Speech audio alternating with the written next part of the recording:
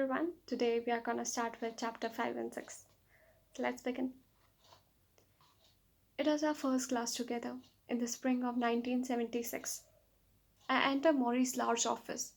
I notice the seemingly countless books that lie in the wall, shelf after shelf. Books on sociology, philosophy, religion, psychology. There's a large rug on the hardwood floor and a window that looks out on the campus walk. Only a dozen or so students are there, fumbling with notebooks and syllabi. Most of them wear jeans and earth shoes and plaid flannel shirts. I tell myself it will not be easy to cut a class this small. Maybe I shouldn't take it. Michelle, Morrie says, reading from the attendance list. I raise my hand. Do you prefer Mitch or is it Michelle better? I have never been asked this by a teacher. I do a double take at this guy in his yellow turtleneck and green corduroy pants. The silver hair that falls on his forehead. He's smiling. Mitch, I say. Mitch is what my friends call me. Well, Mitch it is then. Morrie says as if closing a deal. And Mitch, yes, I hope that one day you will think of me as your friend. The orientation.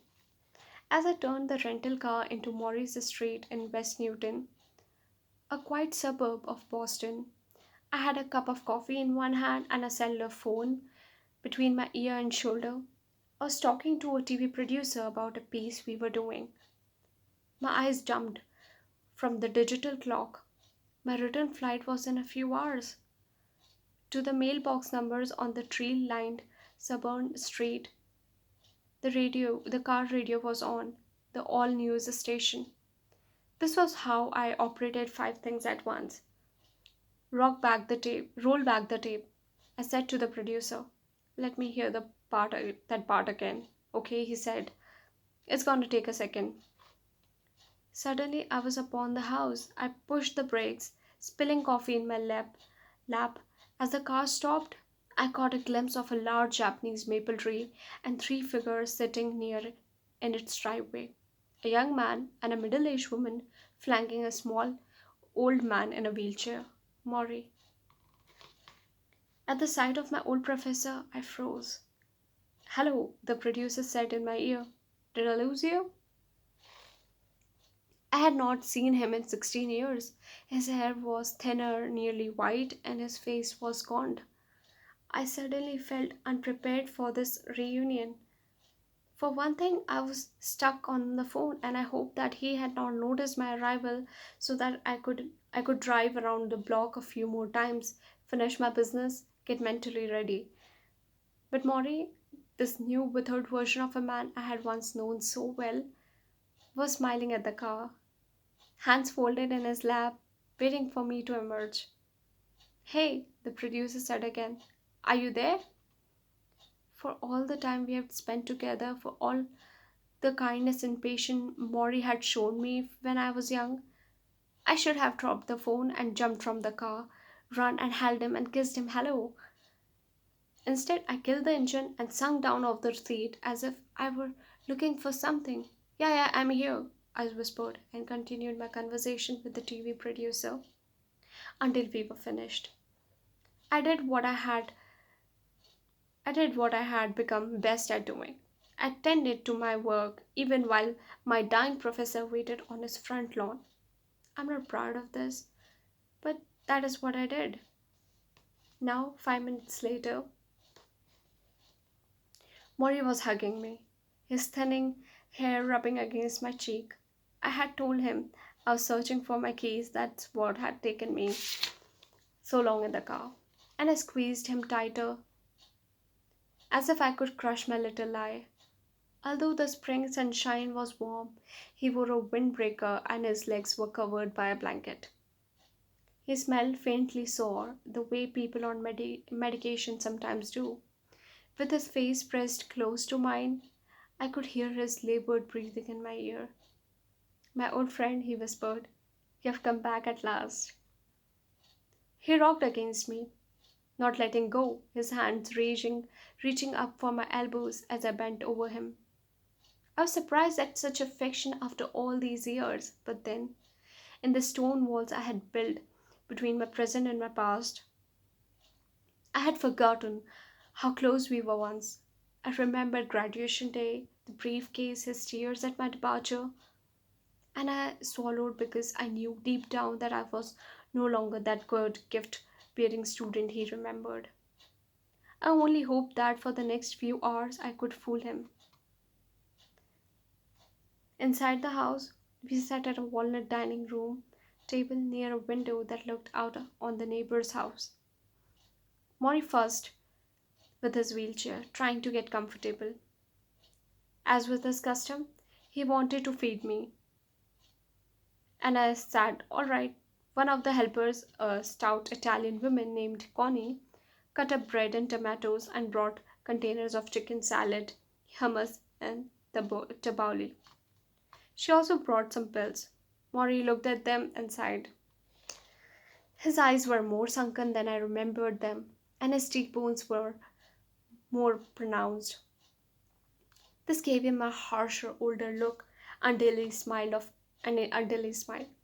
Of course, and the sagging cheeks gathered up like curtains. "Mitch," he said softly, "you know that I'm dying?" I knew.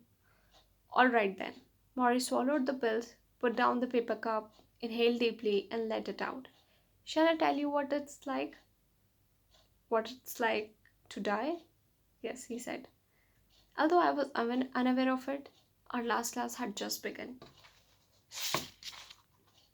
It is my freshman year.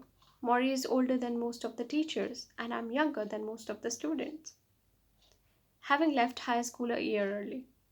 To compensate for my youth on campus, I wear old grey sweatshirts and box in a local gym and walk around with an unlit cigarette in my mouth. Even though I do not smoke, I drive a beat up Mercury Cougar with the windows down and the music up. I seek my identity in toughness, but it is Maury's softness that draws me. And because he does not look at me as a kid trying to do something more than I am, I'm relaxed. I finished that first course with him and enrolled for another. He is an easy marker. He does not care much for grades. One year, they say, during the Vietnam War, Maury gave all his male students A's to help them keep their student uniforms. I began to call Maury coach, the way I used to address my high school track coach. Maury likes the nickname. "Coach," he says. "All right, I'll be your coach, and you can be my player. You can play all the lovely parts of my life. I'm too old for now." Sometimes we eat together in the cafeteria. Mari, to my delight, is even more of a sob than I am. He talks instead of chewing, laughs with his mouth open, delivers a passionate thought through a mouthful of egg salad and a little yellow pieces spewing from his mouth. It cracks me up. The whole time I know him, I have two overwhelming desires to hug him and to give him a napkin. The classroom. The sun beamed in through the dining room window, lighting up the hardwood floor. We had been talking there for nearly 2 hours. The phone rang yet again, and Maury asked his helper, Connie, to get it. She had been jotting the callers' names in Maury's small black appointment book. Friends, meditation teachers, a discussion group, someone who wanted to photograph him for a magazine. It was clear I was not the only one interested in visiting my old professor. The nightline appearance had made him something of a celebrity. But I was impressed with, perhaps even a bit envious of all the friends that Maury seemed to have. I thought about the buddies that circled my orbit back in college. Where had they gone? You know, Mitch, now that I'm dying, I've become much more interesting to people. You are always interesting. Oh, Maury smiled. You are kind. No, I'm not, I thought. Here's the thing, he said. People see me as a bridge. I'm not as alive as I used to be, but I'm not as dead. I'm sort of in between. He coughed, then regained his smile. I'm on the last great journey here, and people want me to tell them what to pack. The phone rang again. Morrie, can you talk? Kuni asked. I'm visiting with my old pal now, he announced. Let them call back. I cannot tell you why he received me so warmly. I was hardly the promising student who left him 16 years earlier. Had it not been for the nightline, Morrie might have died without even ever seeing me again. I had no good excuse for this, except the one that everyone these days seems to have. I'd become too wrapped up in this siren song of my own life. I was busy. What happened to me? I asked myself. Morrie's high, smoky voice took me back to the university years. When I thought rich people were evil, a shirt and tie were prison clothes, and life without freedom to get up and go. Motorcycle beneath you, breeze in your hair, face, down the streets of Paris into the mountains of Tibet. Was that a good life at all? What happened to me? The 80s happened, the 90s happened. Death and sickness and getting fat and going bald happened. I traded lots of dream for a bigger paycheck, and I never even realized I was doing it. Yet here was Maury talking with the wonder of our college years, as I would simply been on a long vacation. Have you found someone to share your heart with? He asked. Are you giving to your community? Are you at peace with yourself? Are you trying to be human as you can be? I squirmed, wanting to show I had been grappling deeply with such questions. What happened to me? I once promised myself I would never work for money, that I would join the Peace Corps, that I would live in beautiful, inspirational places. Instead, I had been in Detroit for 10 years now, at, le- at the same workplace, using the same bank, visiting the same barber. I was 37, more efficient than in college, tied to computers and modems and cell phones. I wrote articles about rich athletes who, for the most part, could not care less about people like me. I was no longer young for my peer group,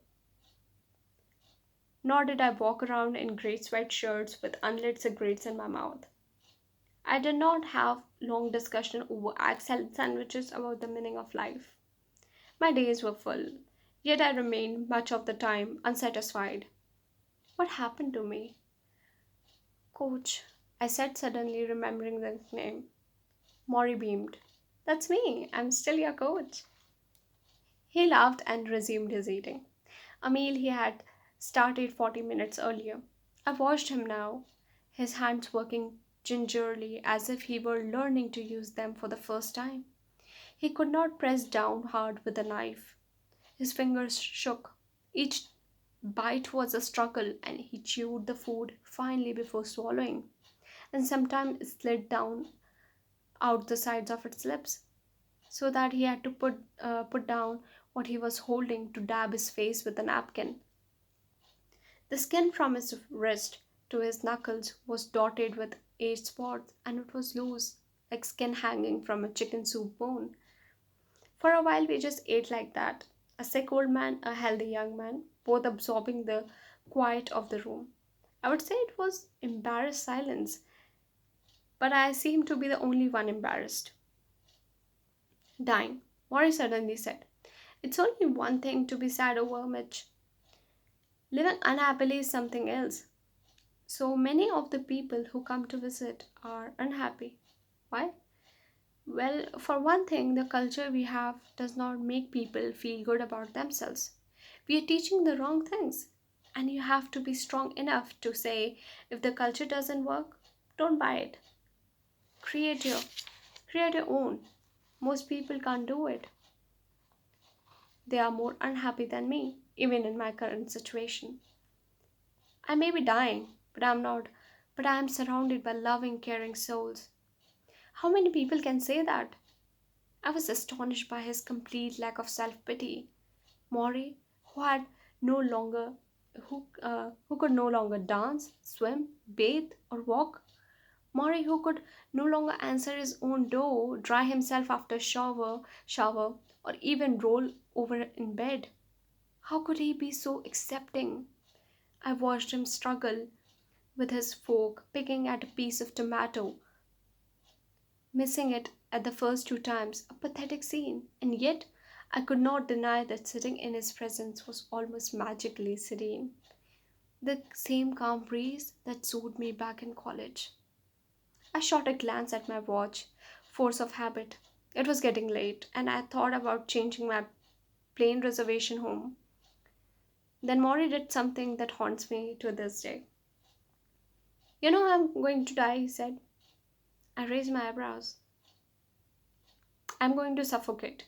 My lungs, because of my asthma, can't handle the dizzy. It's moving up my body, this ALS. It's already got my legs. Pretty soon it will get my arms, hands, and when it hits my lungs, he shrugged his shoulders. I'm sunk. I had no idea what to say, so I said, well, you never know. Maury closed his eyes. I know, Mitch. You must not be afraid of my dying. I've had a good life, and we all know it's going to happen. I maybe have 4 or 5 months. Come on, I said nervously. Nobody can say. I can, he said softly. There's even a little rest. A doctor showed me. A little test a doctor showed me. A test? Inhale a few times. I did as he said. Now, one more. Once more. But this time, when you exhale, count as many numbers as you can before you take another breath. I quickly exhaled the numbers 1, 2, 3, 4, 5, 7, 8. I reached 70 before my breath was gone. Good, Morrie said. You have healthy lungs. Now watch what I do. He inhaled, then began his number count in a soft, wobbly voice. 1, 2, 3, 4, 5, 6, 7, 8. Goes on till 17, 18. He stopped, gasping for air. When the doctor first asked me to do this, I could reach 23. Now it's 18. He closed his eyes, shook his head. My tank is almost empty. I tapped my thighs nervously. That was enough for one afternoon. Come back and see your old professor, Morrie said when I hugged him goodbye. I promised I would, and I tried not to think about the last time I promised this. Thank you. I'll be reading another chapter soon. Thank you. Bye bye.